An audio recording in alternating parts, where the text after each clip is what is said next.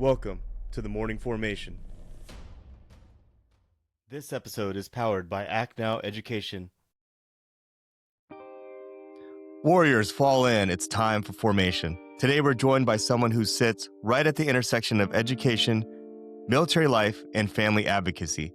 She's a veteran, married to active duty, currently serving in the National Guard, a former special education teacher, and is now a social worker whose mission is to strengthen military family support systems and bring light to resources that often stay in the shadows. Formation Nation, I want you to please welcome Eleni Veneris-Whitehead to the show. Hi, everyone. Eleni, thank you so much. I know we had some scheduling issues. You're a busy mother. You're in the National Guard. You have a full-time job. I'm in the same boat. I mean, not in the National Guard, but just the hustle and bustle. I know you live here in Southern California now. I want you to share your origin story. You know, what led you into military service and later into education and now social work? Oh my gosh, that is such an interesting story because I don't think many people have a straight path into military and then their next career plan, right? Everything takes a turn, a left, life experiences derail us or motivate us. And for myself, I was just graduating high school and getting ready to go to university. And there was this guy, dressed in all his whites. And he's like, hey, you could travel the world, and I said, well, why not? I joined up. And 1 week later, I was in don't want to age myself, but I went to Orlando for boot camp.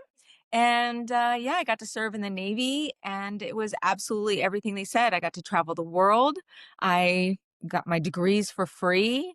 And when I was ready, I went into the civilian life and I was teaching. And then I met my husband and then had kids. And I realized, I wasn't done. There was more to give. And I went back to school. Again, the military paid for it. I got a master's in social work, and here I am as a social worker, and I went right back in National Guard. I felt like, everything that I've experienced and learned from my years in military, it was I don't want to sound trite, but I felt like it was my duty to go in and, bring that and that support for other, women and other service members. So that's how I ended up going back in the National Guard as a social worker. And here we are talking to you. This is amazing. Hi. That's a pretty awesome journey in itself. You're an LCSW, right? Yes. Can you explain what that is? Sure. A licensed clinical social worker, there are many steps. So first you go to school for your master's in social work. And then you're a brand new graduate in the world and you get an associate license where you get to work under licensed supervisors for 3,000 hours you are trained. And then after that, you take an exam to become clinically licensed. But even then, you're still learning. It's nonstop. You constantly go to continuing education courses and you continue to build. Wow, it sounds like Yeah. a lot of So work. many years to get here. So when you served in the Navy, what was your MOS? I did a few things. I was admin and I also was a 9545 for people who don't know what that's kind of like military police, law enforcement. Okay. hmm Yeah, And don't they call that a Master of Arms or something like that in the they Navy? do. So there's two different types. Military is very unique in its way, and the Navy is even more unique. So you can get your MOS, which is one job, and then you can cross train into another and serve in that for a few periods of time. It could be a temporary assignment. So there are those that are Master at Arms, that's their permanent MOS. And then 9545 is also law enforcement, but you're technically supposed to be there just for a few years, but some of us can stay for quite some time. Hmm, that's interesting. The Navy is quite different. I remember when I was in the Army, I did a joint exercise with the Navy in Pearl Harbor. And whenever I would make a phone call, I would say, "This is Captain Phillips." And they like would freak out like, "Oh, yes, sir. Yes, sir." And I'm like, "No, Army captain, like an O-3." And they're like, "Oh, okay. What do you want?" But Yeah. it's just funny how the rank system and everything is so different in there. But currently with the National Guard, what capacity are you serving? As a behavioral health officer, I am a social worker for the Army National Guard. That's really cool. So do you work in a hospital or do you work in a clinical setting? Like, is it one week in a month gig? Yes. So it's generally 1 week in a month, 2 weeks a year. But here in California, it's very interesting. I work in what they call a medical detachment. And it's unique in that it's the only unit that helps assign service members that are coming back or going on deployments. We do readiness assessments and things like that. So technically, we're non deployable, but most recently, some of us were deployed to provide assistance. So I, it's very unique. The yeah, guard is its own animal. that is very cool. Like, I didn't know the Guard even had anything like that when I was enlisted in the National Guard. Like, I never saw social workers on the weekends. Yeah. So that's pretty unique job in itself. And before I go on, I want to commend you for this is your first podcast. This is your first time really publishing yourself It out is. there. And shout out to Gina for recommending you to me. I love the fact that you haven't been on a podcast before, you haven't done anything like this before, but you're stepping forward to the line and you're actually putting yourself out there to talk to me today. So much respect to you, Eleni, for doing that. It takes a lot of courage to do this. I've been doing this for 4 years now, and it's a learning experience each and every time. And I love talking to people like you who are brand new. Well, I really appreciate the support. And moreover, I feel like this is just an extension of being a social worker. If I'm constantly telling people that in order to grow, you have to move yourself out of your comfort zone. So I want to say thank you for letting me feel safe in taking my own advice, like growing outside of my comfort zone. This is really unique and different. And I won't lie if I'm not a little nervous.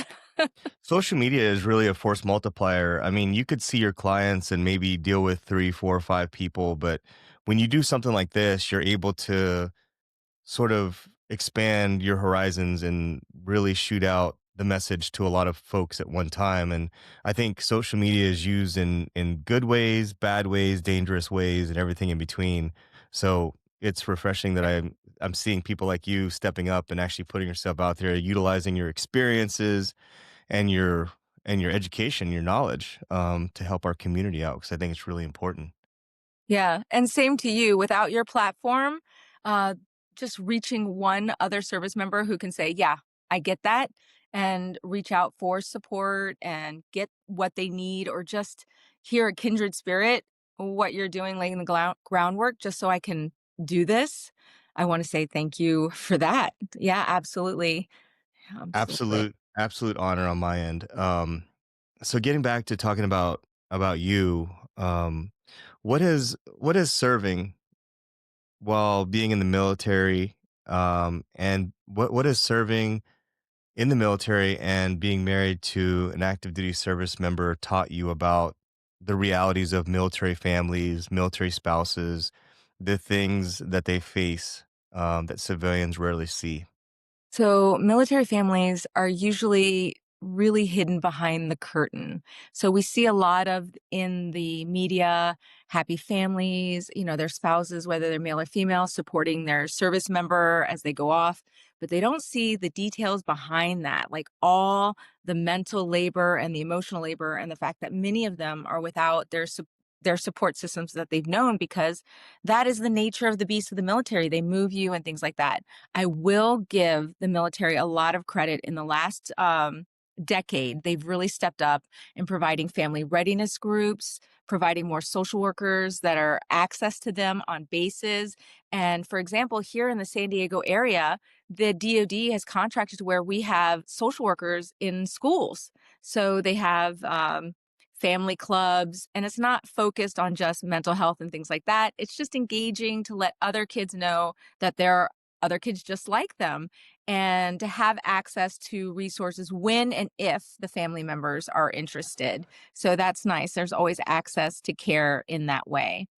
And going back to your first question about the arc of being, young and enlisted and just living life and then getting out and getting married to someone in the service, it's a 180. It's completely different, because when you're in, you're the one that's being addressed and taken care of. When you're the spouse, you have to have your spouse's social for this, your spouse's approval for that. And it's just jarring to your autonomy. You're like, wait a minute, I'm the one asking for this. You don't need his permission, but that's again the nature of the beast. It's designed to support the service member and then the service member's family. So you kind of have to fall in line. And it gives you, when you're in and you're witnessing young families form, you develop these perceptions of, oh, why can't they do this? Or why can't they do that? And then you realize when you're the spouse, oh, there's these barriers. Who's going to help with the kids so you can go to school? Who's going to help watch the kids while you go to work? The hours, because you're essentially in many cases single parenting, not because the spouse is absent, they don't want to be there, because they're absent because they're serving their country. So Mhm. you have to navigate. If the kid is sick, you're missing work, you're doing this, you're doing that after school. So when I was in, I got to see the flip side where spouses really supported each other. You find your tribe everywhere you go. So in this case, Gina was one of my tribe members.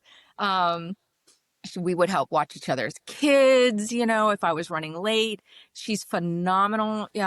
She's fitness oriented. So like I didn't have time to go to the gym. Guess what? I just ran over to her house, used her gym, didn't even have to say hi, what's up, just used it and left. It was amazing. It was such a gift. So in that way, it just gives you a different perspective. And then going back into service capacity as a social worker helping other military families, it like brings it full circle. You get to see it from all different angles, from the enlisted person to the married person to their kids. And it's been for me a huge mindset growth. You get to see, in most cases you only see things 2D from your perspective, your job. And in my case, and it's very selfish to say this and spoiling, but I got to see it from essentially 4D, like all the way around. And I think it's really helped humble me, help me grow, and just really motivate me even more to tell people, hey, there's these resources out there. How can I support you to support yourself? And then you can help others. That's essentially it. I think it's great to be a resource hub for sure and to pass on that information to others. I really don't vibe with people that have information, but they're not willing to share with others. They try to keep it to themselves. So it's always nice to talk to folks like yourself who are willing to kind of absorb those resources, but then also kick them out to people that need them. Because a Yeah. lot of times, just like the military, I was just talking to someone the other day about how they joined the military and how they got commissioned and everything. And he said, "Yeah, I got commissioned through this program, SMP program, by having a casual conversation with an NCO, and it just came up." And it's like, that's how you find out about some of the best Yeah. programs, the best resources, the best ways to get to where you want to go in your journey. Um, the what you were talking about earlier about how the military family a lot of times is behind the curtain. I remember about 3 years ago, somebody was doing a documentary on military brats, military dependents growing up as a child that whose parents are active duty, and and it was a positive spin. It was a positive thing about being a military brat. And I remember they kept asking me to be a part of it, and I was like, no, like I don't want to be a part of it. A- and the reason was because I didn't have a good experience, like, Uh, as a military brat growing up in the military. My parents were domestically not good. We were moving around every 4 years. So like you said, I mean, but from everyone else's perspectives, they thought things were great, things were good, and they really weren't. And you can hide those skeletons and those demons a lot easier when you're moving every 4 years and nobody can really keep up with you. So it's interesting that you had mentioned that. And another thing you mentioned too is the resources. When I was in the military, I feel like before the prime internet age, um, it was really hard to connect with people. yeah. But now you're able to connect so much more. I mean, you and I connected through Yeah. social media in a sense, right? Exactly. We don't run in the same circles. We don't, Right, but like, it's like the ripples. I right. feel like I don't remember who it was that told me that it's like no matter where you go, if you run into a fellow service member, the likelihood is they've got your back. They don't know who Yeah. you are. You may Right. not even have ever known them, may not even like them in the real world, but in those Right. settings, no matter what, they'll have your back. And it's amazing. And for We me, are, that's a gift. I could go anywhere, and if I need and raise the flag, that someone I know will know someone where I'm at and they will help. That's the key. yeah, That's the key. we're truly the real minorities when it comes to talking about groups. I mean, they always say like less than 6% of the US population ever serve in the military, and even less than that are, combat related veterans. So we're a really small group.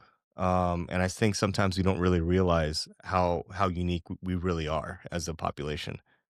Yeah. Um, I wanna kinda add on that. Of the 6%, then 1%, a majority of that are either firstborn, American citizens, mhm, or they are absolutely children and, here by immigrant parents as well. So, I just say that I find the most patriotic people are the ones that have learned that this country is unique in the way that it supports its its immigrant um, community, because without them, there'd be no growth. So I really want to highlight that my parents are proud to have come here, and I'm very fortunate to have been born here. And I was raised with the fact that here they were able to accomplish so much more than they would have ever accomplished back home. And that instilled with me such great pride. Like, I believe in the American dream, and I truly believe that this country is open to those who want to be better, because we are all different, and the difference is what makes us gives us strength. yeah. Well, I Yeah. mean, we're the most migrated country in the world. I mean, Yes. everyone wants to come to the US, and it's because it is truly the land of opportunity. But a Yes. lot of times people that are already born here and already live here really take it for granted. And there are so many other countries where wherever you're born, whoever you're born into, family-wise, that there you are. You'll Past never there. Mhm. This is your ceiling, and you'll never exceed that ceiling. And Yes. my dad growing up was always like, "You gotta do what you gotta do to get where you wanna go." And that was my mentality, Yeah. growing up was, I'm gonna have to eat shit while I'm young so that I can enjoy myself while I'm older, and that's just how it's gonna be. Yeah. Um you made so many sacrifices. You're currently serving in the National Guard, despite everything else that you've done, and you're working full time as a social worker. How do you balance the identity with being a spouse, a mom, and a professional? So gosh, whew, sorry, I get tongue tied on this one because I'm gonna say something that's really unpopular. I don't believe in work-life balance. Like, it's not real. It comes and it goes. Sometimes you're like, "I got this, the kids are all in order, everything's 1, 2, 3," and then everything goes left of center. And you have to realize that you cannot carry everything 100%, 100% of the time. So I'm very fortunate that the Guard is weekends, or sometimes when they request, like, duty personnel to come on board to support missions that are going on. That is an opportunity, and when I'm able to, will engage in that. And again, it comes down to your tribe. Who's with you? Who's supporting you? What resources are there? After school activities and stuff like that. I think that's the biggest thing to remember, is that no one succeeds on their own, ever. Right. And if you ever meet someone and they're like, I got here because I did all the work, they're really missing out on the people who supported them along the way. And that's a big sign for me. Yeah. So many people have gone to bat for me over the years, and I'm so blessed and thankful for that, for people supporting me and being in my corner. But you will have your small space of haters, right? As we Yeah. all do. I experienced that this week as well when I posted a reel, and it talked about how sometimes your trauma and your issues are deeper than your military service, but they actually go back to your childhood. And I don't know, I know you're not on Instagram or anything like that, but somebody commented and said that, ended up saying that I was predatory and that I'm taking advantage of veterans and all these different things. And I'm like, I don't even sell a service, but um, Yeah. It's one of those things when you put yourself out there, you're gonna have your support and then you're gonna have your haters at the same time. But um, It's true. what do you think are the most common unseen stressors military families deal with that people don't talk about enough? Oh, relationships for real. Mm, When you're so busy being the service member, your hyper focus is your safety, your everything that you need to do for that mission. Even if it doesn't matter your job in the military, you're hyper focused in that, in getting that done. You've got all these responsibilities over here. And then you have a spouse and you have kids and they have needs and they have wants and you're trying to carry that. It's very difficult. So I think the biggest thing is relationships, learning how to downshift from your job into your essentially real life, and there is this disconnect. And sometimes military spouses expect the other person, oh, that's your job now. You carry that. You have the kids. You do this. My job is the military. I'm busy. So it's kind of like changing that mindset, being like, no, it takes two to create something, and it takes two to continue to build that. You can't have one person trying to build something and the other person digging underneath you. So it's really important to be mindful of that. I think the biggest thing is changing as your family changes.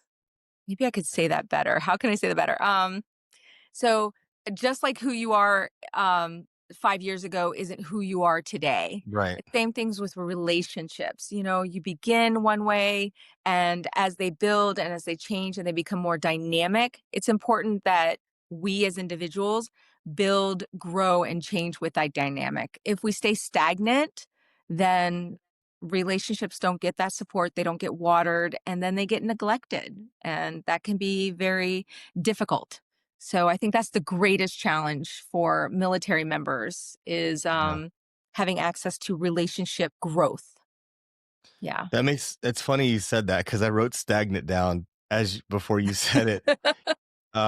That's real interesting because I was talking to somebody this week about that sometimes it could be friends, family, significant other, doesn't matter, but at some point in time in your path, you may decide that you want growth and you don't want to stay stagnant anymore. Yeah. And even friends are the same way too. Friends come and go. Some stay around forever, some don't.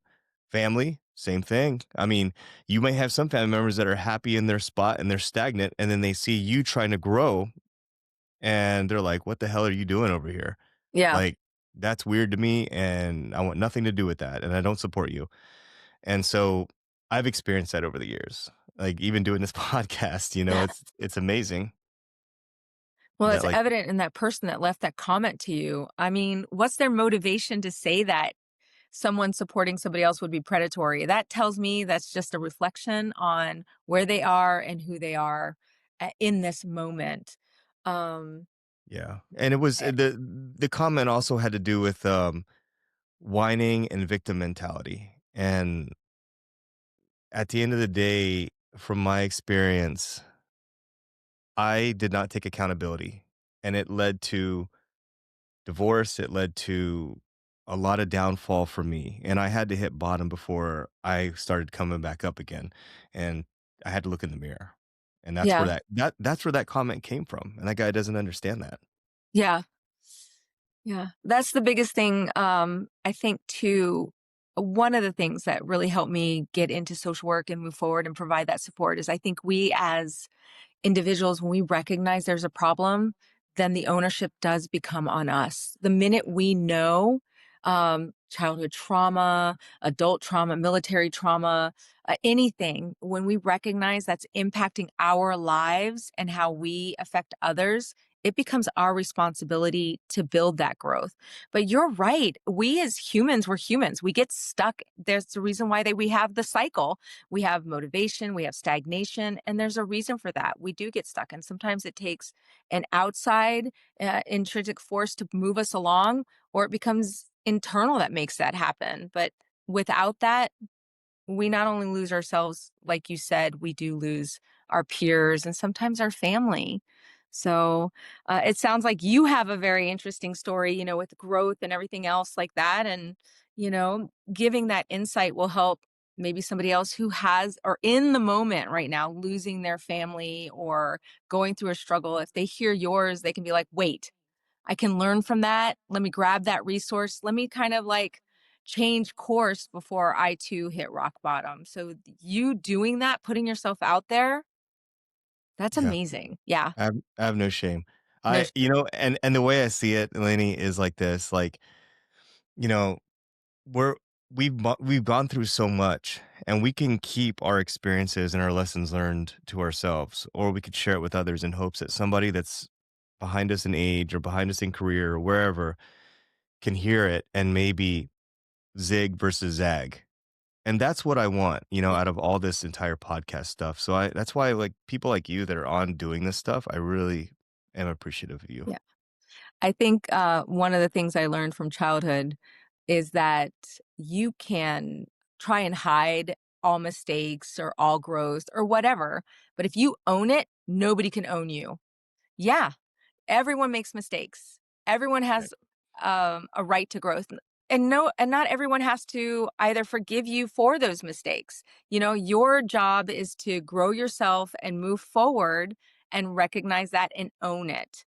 And once you do, that's it. Someone can Yeah. say, "Oh, you did this." And you're like, "Yeah, I did, but I'm not doing that now." Yeah. Yeah. That's very Yeah. true. Growth is Very important. We can't keep dragging people down. Right, right. Y- And even if you don't wanna grow and you wanna be stagnant, like, understand what they're doing. Understand Yeah. that their journey and their path is going in a different direction, and you Yes. have a choice. You could either watch and you could support, but you don't have to, like, deny and say, "Well, that's not gonna work, and I want nothing to do with you, and I'm not." It's just there's no point in that because I see people that do different things all the time, and I'm like, "Good for you, man. Like, go for it. Like, kill it." I understand that you're trying to grow your business, you're trying to brand yourself, you're trying to, do different things, but, just wanna bring it back to the family systems that you mentioned about, and, um, when you talk about family support systems, like, what does that mean in the military context? So again, like some of the bases, they have family readiness officers, social workers on site. They have lots of resources as well. But the biggest one is nonprofits. So a lot of military service members, such as yourself, they go out and they start nonprofits, their family. There's one in particular I'd like to highlight called 0800. They help younger enlisted service members 1 year prior to getting out of the military and up to 3 years after, because there is a huge transition between, settling in, rediscovering how to get a new home loan or navigating jobs and writing resumes. And in this economy, even the basics as food and school supplies. So that is a great opportunity. There are several others that also promote like like we were talking earlier when I said the biggest barrier right now is how families communicate because of all the different, just, families are gone for like 6 months at a time. How do you reintegrate, respark? So they have, even after you get out, groups where it will take you out for family engagement, get you back together. They do couples retreats, things like that. So my biggest suggestion is one, if you're a veteran and you're connected with the VA, I'd reach out to the VA and speak to their social workers, see what resources are available for you, and also just really utilize that search engines. Look around. There are hundreds, I mean, literally hundreds of nonprofits in San Diego alone, and that will provide resources. There are several also in the LA area. They work together hand in hand. You'll see they do school drives, holiday drives. If there is a need, there is a resource. And I really just encourage you to know that you are not alone and it's never too late to ask for help. Yeah, Yeah. a lot of it is just marketing, getting it out there. I've Yes. been a board member for a nonprofit for 4 years now, and it is such a challenge just to pass the word to others about the program. I mean, I have a podcast and I struggle. I mean, every podcast episode I mention the nonprofit that I'm a part of, but I don't do enough still to let everyone know about it.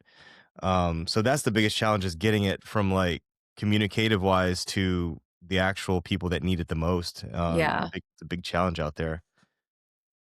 Would you agree that Military households oftentimes like experience financial, emotional, and physical abuse that would go like unreported or unnoticed.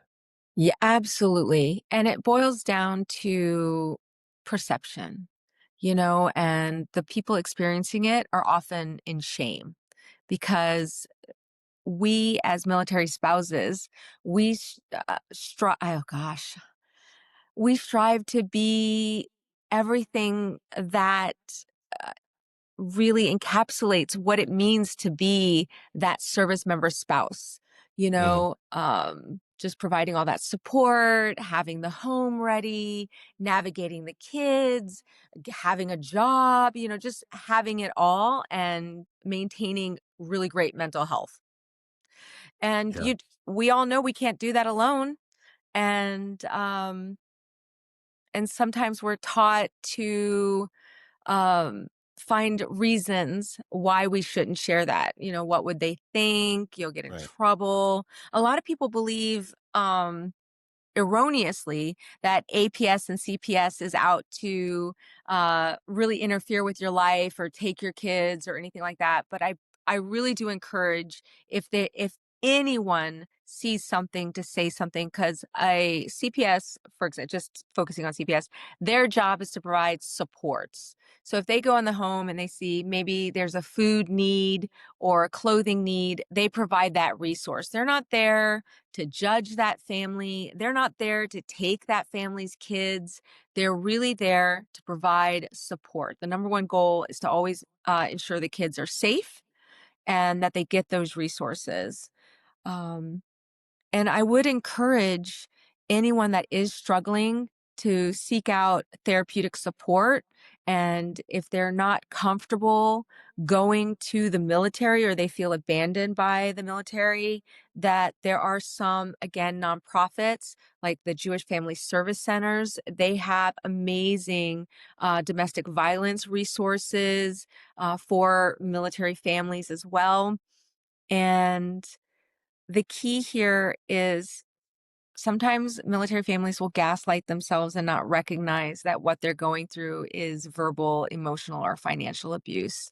So, just like you were saying, how hard it is to get that information out there for just nonprofits, imagine how hard it is to get those resources to those military, members and family that are experiencing these types of abuses so that they can recognize what they are.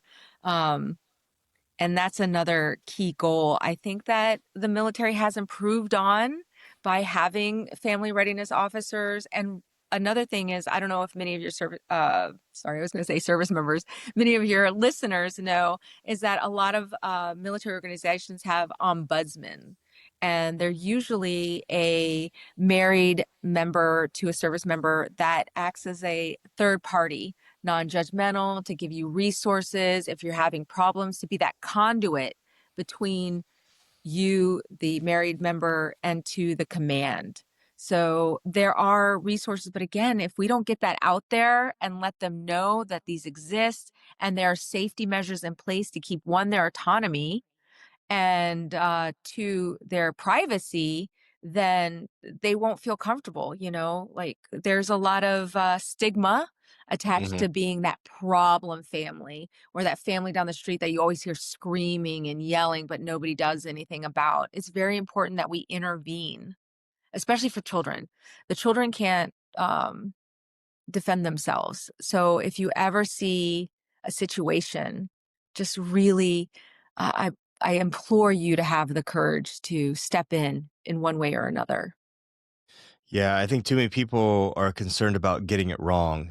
Yeah. And how do you think we can better identify early warning signs that a military family is struggling, especially like you said with the children and the spouses? So one thing that, again, I have to give the military credit for is that they're doing climate surveys. On the flip side of that, sometimes people don't want to be honest on those climate surveys because, they don't feel it's very, they say that they're, what do you say? They're private, they're Mm. confidential, and that no one's name goes on it or anything like that. But there's a lot of, recognizing that sometimes your privacy isn't really covered. But those climate surveys exist so they can recognize how much need is in that particular unit or where they can provide that. USOs, they're phenomenal resource. They do food drives, they do clothing drives, they have backpacks for kids when you go back to school. Um, I think the biggest way to really answer this question is to just somehow flood that information out there. Like through the kids clubs, through the military kids club at the school, have a flyer, post it on the command website, really highlight access to care. That's the best way. That's the best way to Yeah. get that out there is just talking and talking and talking and just talking.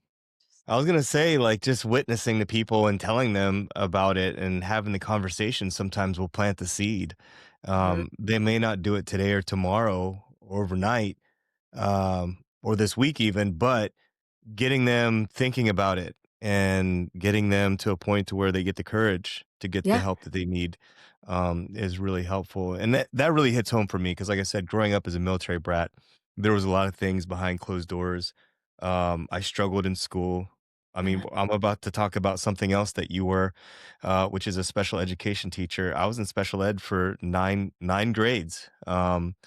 Mainly because my home life was just so unstable and, it was hard for me to focus at school because I just didn't know what I was coming home to. So, talking to you, I'm very much relating to the things that you're Yeah. talking about with the family part and, um, the special ed, uh, I guess, resume part of you.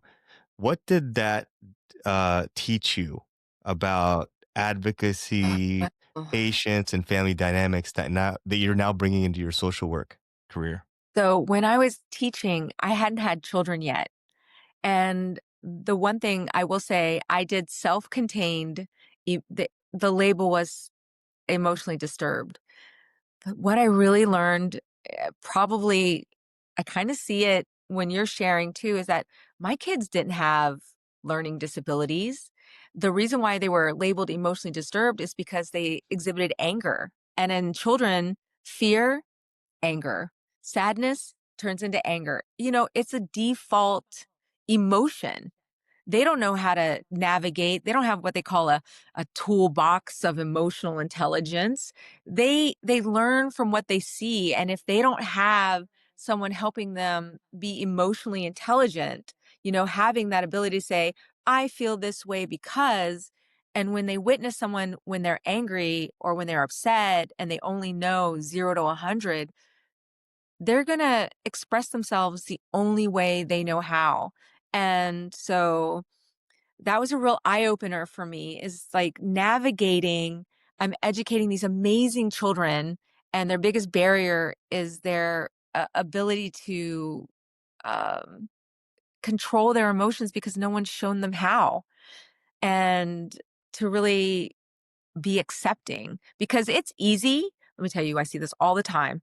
You see a kid, he's acting like a brat, and someone says, "Oh, that's the parent's fault." Or, "Oh, that's not the case. That's not the case. They're judging this kid is a child and Right. they're just condemning him and putting him down for his behavior without understanding that that's a default response. If we as adults, when we're driving, become angry at some random person because of perceived misunderstanding, and we expect children to act like adults, that's a grave injustice. So that's one thing I really learned as a special education teacher, that just because you see someone presenting a certain way, it doesn't mean that that's how they're defined. So it really gave me insight to understand deeper. And those kids, they made me a better person. Man, I miss it. I miss teaching. I miss engaging with them. And I would have to say that's the biggest thing I learned is that empathy is not a weakness. It's a strength. It's a strength. Right. And we should hold on to that. Yeah. Yeah. I always wondered if I always wondered what my special ed teachers thought about me because I was so lazy that I would take my work and I would just throw it away in the trash. and I wouldn't do it. Or I would just scribble on it and just do whatever because I didn't want to do any of it. And I always wondered if they ever thought for a second. I wonder if they ever thought that is this kid just dumb? Is this kid just not smart? Or does this kid have issues at home that we don't know about? They never asked me about that. It was never about what happened from 3 p.m. to 7 a.m. the next morning. It was never about that. But again, this was in the 80s and 90s. So Yeah. much different time frame, different mentality of everything. But I always wondered, because it took me years to understand. It got to a point where I tested out of special ed in ninth grade because of embarrassment. I got tired of going to the special classroom and everyone's labeled, right? And I got tired of getting made fun of, and Yeah. so I tested out of it and my life started balancing out. But I don't know if special ed today is the same as it was back in the 80s, or how different it is now versus then, now versus, the way it was back then. But I just think it's fascinating that you have that perspective and you can take that into your social work side of things. And what made you step into social work? Was there a particular moment or a case that shifted your path? It was I miss teaching. I miss teaching. And in California, um, the education path here is very different. Like the ability to get back into education, getting recertified. And I just realized I could reach more people and do greater things outside of the education scope for military families as a social worker. So teachers, they're the foundations, they're the rocks. If I could do anything, I would go to Congress and be like, we need to promote teachers. They need raises. We need to, really support our system because they're the first line of defense when it comes to our children. Just like you said, I wonder, is the teacher recognizing this? Is the teacher recognizing that? So having been in school in the 80s as well, the education system, it has shifted a lot. And, I can't speak for your past special education teachers, but just for myself, I know that a lot of special education teachers don't go into special education without having an empathetic uh, Hmm. access, like wanting to really reach someone where they're at when they're ready for that to be reached at. And we see things differently when we're kids versus adults, right? We are, you ever do that where you look back into a point in your life and you're like, you finally are able to see other people's motivators too. So you're like, oh my gosh, now I get why my mom or dad or cousin or friend acted that way. I get it now. I had the life experience to see that situation from a different perspective. Right. Um, so I'm really motivated to be like, I think, to be honest, I became a social worker a little bit selfishly because I didn't want some people to have to experience what I experienced without guidance. Having been that young service member female in the military, I want to ensure other females that are in the military know certain things or be prepared for certain things or have access to certain resources. And then as a spouse, to make sure that my service members' spouses have access and to resources and that their children also have access to resources, like you were saying, being in school and being in special education, making sure that our spouses' kids have access to tutors, to have access to funding for after school activities, to learn that there are even programs during the summer. Operation Purple does a 1 week free summer camp. And also, there are many others that do services for summer camps for free for military and veteran children. And I think if we don't get out there and share that, who's going to do it? So I was like, you know what? I've been through a lot on both sides. And I just thought, you know what? Let me do that. If I can, the military is going to send me back to school for my master's in social work. Perfect. Give me this umbrella and I'm going to use it for the military, you know, just put it forward. I think it's awesome. And by the way, before I move on, I want to say you're a fantastic speaker. Oh, You're fantastic. I'm Like nervous. I'm so no, you're nervous. not at all. We didn't talk about what we're going to talk about today. We didn't, so we were just like, I was like, you're great. You're great at what you're doing. If anyone out there is listening and they know someone that's going into the military, whether they're a military spouse or they're the actual veteran, because you've seen both sides of it, yeah. what advice would you give them pre joining or maybe joining now uh, for them to set themselves up for success professionally and personally? Okay, so for like say a young person just getting out of high school, going into the Mm. military, I would tell them to go beyond their recruiter. Like really find someone who's in the military, talk to them like what exactly is that job? It's one thing on paper, one thing in reality. Right. So, and also ask yourself like is this something that I'm going to want to be doing 5 years, 10 years? And even if not, if it's something you just want to experience and try it now, go for it. You can always um, have the opportunity to reclass, like change your job later on. But the key is to go in with your eyes wide open. The second part is if you've already been in the military and you got out and you realized maybe civilian life isn't for me, I want to go back in, realize that there are other opportunities, just like you had mentioned earlier from that one service member that learned about the opportunity to go from enlisted to officer.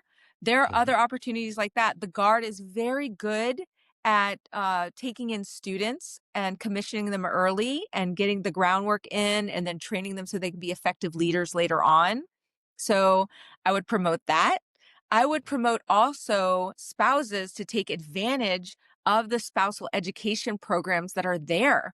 There is one university, I think it's called Coastline Community College, that offers very discounted courses for young enlisted, like E1 to E4. I would say take advantage of that. If you're in the military now and you're an E1, E2, E3, start your education now. It won't wait for you. Yeah, explore your life, take diving, cliff dive, jump out of airplanes, do whatever you want to do, but take a class here, there. Start building your educational foundation because you will get out of the military at some point and you will Mhm. have to figure out that next step. And even if it's not in the degree field you got, at least you have that foundation in which to build from. So the biggest thing I would promote is save your money and get that education. The military offers that. That's the one thing you should not miss out on. Get educated. Yeah. Yeah. I always tell people the military is not bad. And military gets a bad rap a lot of times. First of all, people go into the military with their pre-existing issues and they think that the military is going to fix it for them, and it doesn't. It just magnifies it because they give you a paycheck, they take you far away from your family, put you in a strange land with strange people, and the problems that you had at home are now following you. um, and then secondly, the other part to that is that a lot of folks go in and they get out and then they're upset that they can't find a job. Well, while you were in, did you ever go to the education center? Like, I Yeah. understand you want to party and you want to go out. That's what Friday nights are for. Spend your Saturdays at the education center, work hard, play hard, manage your military career in a sense of like, don't just rely on your MOS, but utilize the other resources. Like, I'm a part of Act Now Education, and we go out, raise money, and then we turn around and we purchase credits, certifications, and we give those to our military community, active duty veterans, military spouses. And it just always surprises me how uninformed people are that once you get back into the civilian world, a lot of places won't care what MOS you had. They'll wave the flag and go, "Yeah, we love military veterans here." But then they'll say, "All right, let's get into the meat potatoes of what you have on your resume." And then they look at it and they're like, "We don't know what any of this stuff means." Yeah. I will say, that's what we do when we're young. We're Right. dumb. We party, we go out. I mean, I think I don't know who said this, but they said youth is wasted on the young. It really is. And that's okay. I want to give this one thing about joining the military young. It's a safe space to grow up in, right? You know when to wake up, You know when to go to work, you know when to go to bed, you know where to get food, you know you get a paycheck, you Right. know. That's Right. one thing the military provides is that consistency. So like you were saying, a lot of people come in with their problems from their childhood, and then it does get masked because it gets covered by work and friends and life Structure. Right. structure. And then you're right. And then they're ready to get out. They want to go in the real world. But guess what?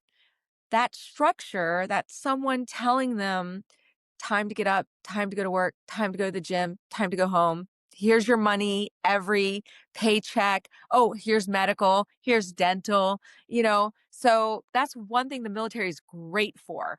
You know, do you remember those old commercials when you were overseas? Was it Hmm. what was it called? What was it called? Not C-SPAN. What was it? The I know Armed what you're talking Forces about. Network, AFARTS. Yes. The satellite one.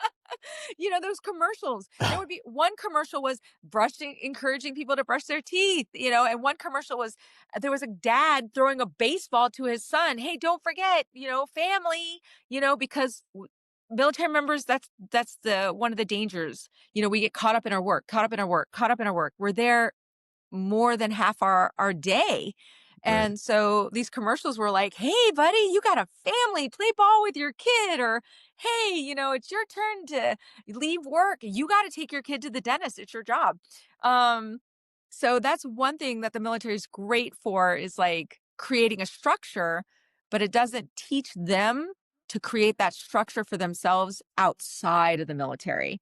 And that is where, you know, when you're going through your transition program, like, "Oh, okay, 6 months till you get out. Here's some paper." They're just throwing papers at you, you know? And what they really need is another adult telling another adult, "Okay, here's a budget.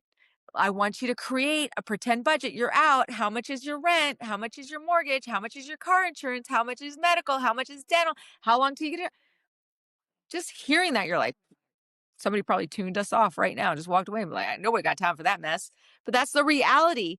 That is also that white noise is what the military spouse deals with all the time. Kids going to school, kids going to the dentist, kids getting this, kids getting that. Oh, did we get groceries? Did we pay this? Did we get that? Oh, we ran out of this. And now the service members got to hear that too. And they're like, it's overwhelming. That's why we have so many adjustment disorders, or, you know, it's a it's a failure to launch, essentially. You know, we haven't, when I say we, I mean the military's done a great disservice in teaching or forcing, I guess, education in budget management. We need to teach, if we're going to take the responsibility of having them, you know, and saying, "Hey, we own you now," then we have a responsibility to educate them on how to survive without us. You know, that's one thing the military's really kind of dropped the ball on. Right. You know, doing a 1 weekend class or a 2 week class before we kick them out of the military is not supporting them. You know, it's like, here's some paperwork, you Yeah. know, No, no, I totally understand. that's where I think that's where a lot of our military people get in trouble. And that's Yeah. where a lot of families start hitting walls because Right. that's a lot of Right. noise. That's a lot of noise to deal with. And without gaining the skill set to do it, we're not, It's like it's like pulling the tablecloth out right underneath you yeah, and like, whoa, everything yeah. just kind of falls apart. No, it Ta-da! Yeah. totally makes sense. Eleni, I don't want to speak for you, but I assume this is the beginning of building your social media presence, I would hope. Would you agree with that or no? Before speaking with you, I honestly hadn't considered it. I had just been really happy in my life, just going out, talking to endless people, and you've given me a lot of focus. And I think, yes, I'm ready to do that. I wanna be loud and out there and just give them what I can and learn from others that are doing it as well and just really gaining some insight. So I wanna say thank you again. This has been a Mm. really good experience, and an opportunity to tell people that you can be 1,000 different things. And you're never too old to shift gears. You know, you join at 18, you join at 32, you do one job. That's great. You know, you can be in the military, you can be an admin person, you can do military police, you can work in protocol, and then you can turn around, be enlist, you know, be a civilian and be a teacher, and then go back in and get a social work degree, and then go back in and be an officer. You can do anything.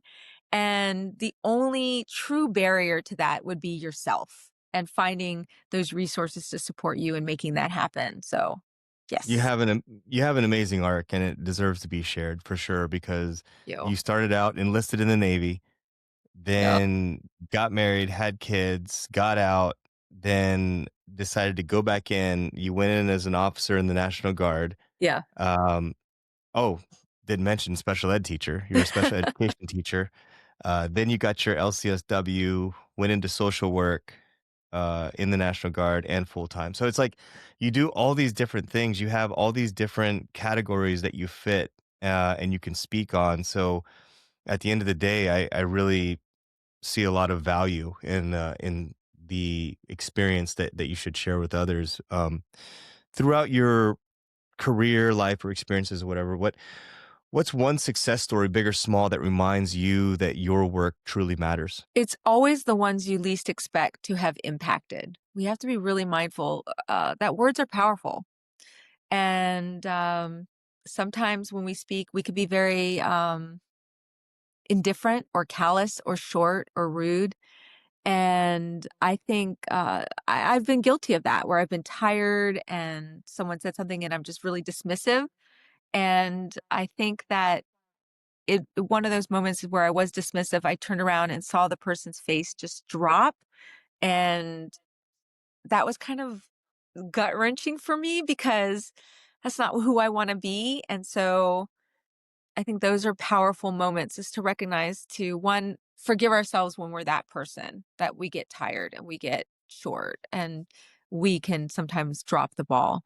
But Right. also, when we recognize that, pick the ball back up and hand it to them. I think that for me, um, is it. And I think the other biggest thing is I really want to highlight being a mom.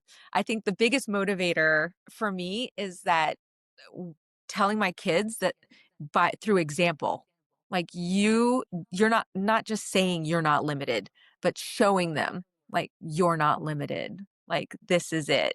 Like you want to try that? Let's do it. Never say, not the never say never, but never say no until you've tried it. Go through it and know. I think the hardest thing to recognize is that things don't come easy. It's going to be hard. It's going to be hard. It's going to be hard until it's easy. And I think a lot of people that I meet now, they're like, oh, I tried it. It didn't work. Oh, I did that. They didn't respond. Or, oh, I don't know why it's not working. Well, you did it once. You did it Right. twice. You got to go, like you said earlier, you got to go through the suck. You just got to go through the suck. You can't jump over hurdles. You can't slide underneath them. You got to go through them or else you don't experience the truth. And so anyone I meet, they're like, oh, this or that. I'm like, did you go through it? They're like, no, I tried it. No, you got to go through the suck, through it. It's going to be ugly. It's going to be nasty. It's going to be dirty. But only then, when you get on the other side, you'll have that pride. You did it. You survived it. You gained it. Nothing comes overnight. Yeah.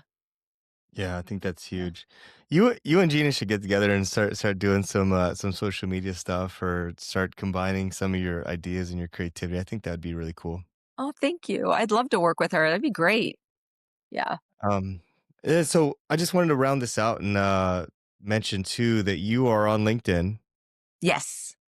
So if people want to connect with you, they can connect with you there on LinkedIn, and obviously your name will be on this podcast. Thank you. In the future, I hope to see you more involved and evolved as far as putting your messages out there. Um, what's one message that you wish every military spouse, partner, or parent could hear directly from you today? That's a heavy, just one, huh? Um, There's so many, but there's so many. And it's gonna sound, oh, you hear it all the time. You hear it all the time. You're not alone. You're not alone. And and you gotta fight through that embarrassment. If you're embarrassed you're experiencing anything or you feel any kind of shame, don't. Reach out, touch base. Um, and don't stop until you get the support you need or you find the tribe that supports you so you can excel. There are some great I've met and been supported by some amazing women and men who are spouses to military members. And without them, I wouldn't have survived some school years. They reach out. That's the greatest thing I could tell anyone. Do that, because when you reach out, even the smallest hand can carry the greatest weight off of someone's shoulders. So please, please, Yeah. that's it. Reach out. I think the one thing that you'll find in your journey with growing online is you're going to find a tribe, and sometimes that tribe lives hundreds of miles away from you. Some of the best people that I know live on the other side of the map, on the other side of the United States. But they're some of my biggest supporters. So, Eleni, I hope that you continue this trend. I hope that you continue putting yourself out there and being courageous. It's been an absolute honor talking to you, and thank you for giving me your time today. Thank you as well. For everyone else out there, Formation Nation, remember, survivability starts with awareness, and sometimes the strongest warriors are the ones holding the home front together. Thank you so much for tuning in today. Until next time, I want you to stay tuned, stay focused, and stay motivated. Warriors, fall out.